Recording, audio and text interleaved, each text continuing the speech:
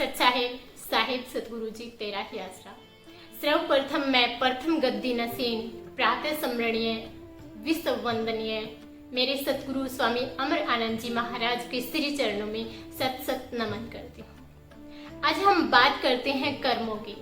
हमारे जीवन में वो क्रियाएं जो हम करते हैं वो ही कर्म है, और कर्म किए बिना कोई भी इंसान नहीं रह सकता। कर्म तो हम सभी करते हैं।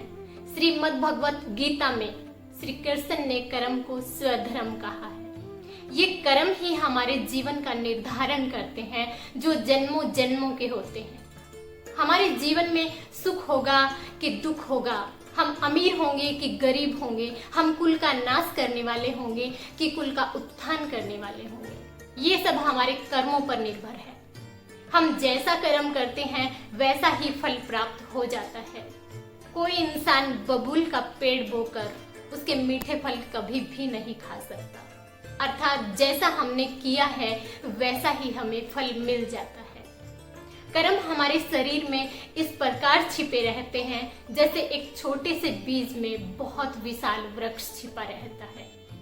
जब हम कोई अच्छा या बुरा कर्म करते हैं तो उस कर्म से कर्म संस्कार बनते हैं, जो धीरे धीरे इकट्ठा होकर कर्माशय बन जाता है। जो कर्म एक बार हो चुका है उसका फल मिले बिना वह कभी भी नष्ट नहीं होता। जो अच्छा कर्म हुआ है उसका अच्छा फल अवश्य मिलेगा, और जो बुरा हुआ है उसका बुरा फल अवश्य मिलेगा। अगर हम सोचें हमने अच्छा कर्म कर दिया तो बुरा मिट जाएगा, ऐसा कभी नहीं होगा। अच्छे का फल भी हमें मिलेगा और बुरे का भी मिलेगा।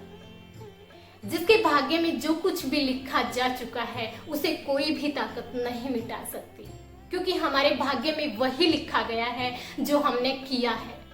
कर्मों की गति बहुत गहरी होती है, गहना कर्मणो गति। ये कर्म तब तक नष्ट नहीं होते जब तक उनका फल हमें नहीं मिल जाता।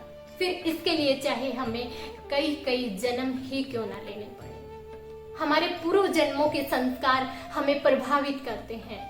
यही कारण है कि कई बार हमारे आसपास बहुत बुरा इंसान है, बहुत गलत व्यवहार करता है, लेकिन वह कभी दुखी नहीं होता।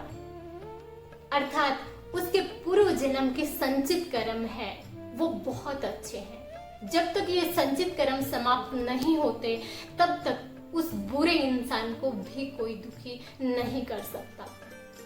जैसे ही उसके संचित कर्म समाप्त होंगे वह बहुत सारे दुखों से अपने आप घिर जाएगा। हमारे कर्म हमारी भावनाओं के साथ जुड़े होते हैं। हम जो भी कर्म करते हैं उसका फल हमें हमारी भावना के वेग के अनुसार मिलता है। जिन कर्मों का वेग धीमा है उसका फल भी धीरे धीरे प्राप्त होता है, अर्थात उस फल में कई वर्ष या जन्म भी लग सकते हैं। लेकिन हमारी भावना का वेग बहुत अधिक है, तीव्र है, तो उसका फल भी हमें उतना ही जल्दी प्राप्त होता है, फिर चाहे हमने अच्छा कर्म किया हो या बुरा।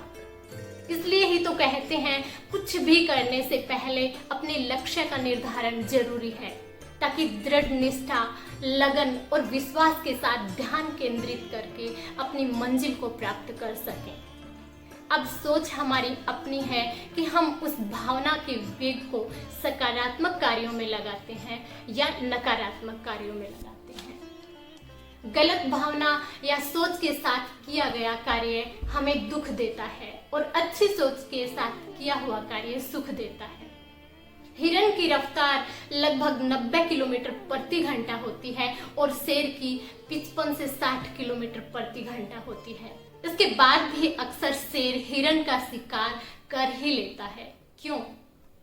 क्योंकि हिरण को यकीन होता है कि वो शेर से कमजोर है, और यही खौफ उसे बार बार पीछे मुड़कर देखने को मजबूर कर देता है, जिससे हिरण का हौसला और रफ्तार दोनों कम हो जाते हैं, और शेर हिरण को लक्ष्य बनाकर पूरी लगन और विश्वास से वार करता है और हिरण का शिकार कर लेता है।